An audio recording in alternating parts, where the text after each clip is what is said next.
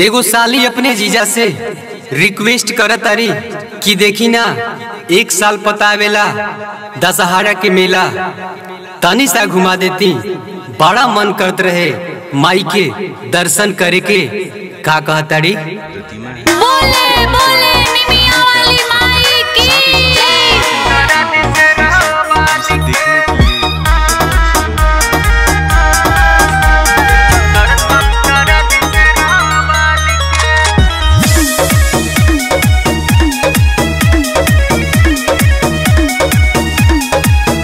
साले भर पद सहरा आइल बा, मैया जी के मूर्ति धराइल बा।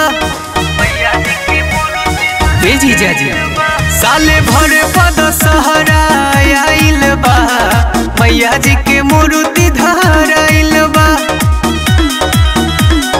पूजा के पंडाल सजल बा, पटन देवी पटना वाली के।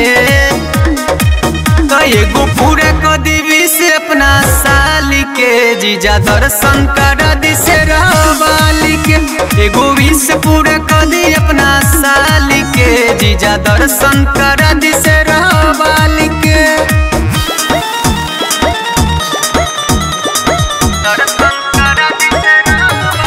म्यूजिक बाय चमन सिंह।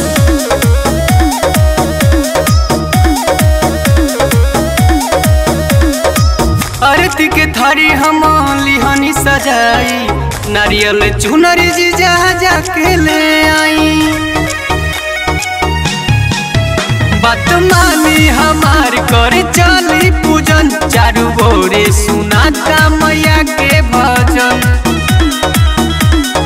भगता भजन गाबो तटे मैया मैहर वाली के। एगो पूरा कदी से अपना साली के, जीजा दर्शन करा दी से वाली के। एगो विश पूरा कदी अपना साली के, जीजा दर्शन करा दी से वाली के।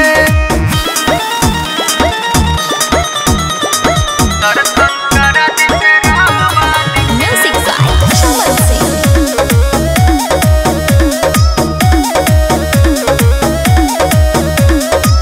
महिमा पर बटे मैया महारानी के, दूर कर दी है सब दुख परेशानी के।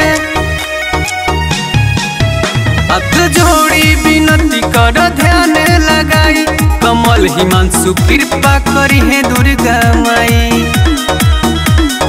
आरती उतारब हम जाके मैया जोता वाली के।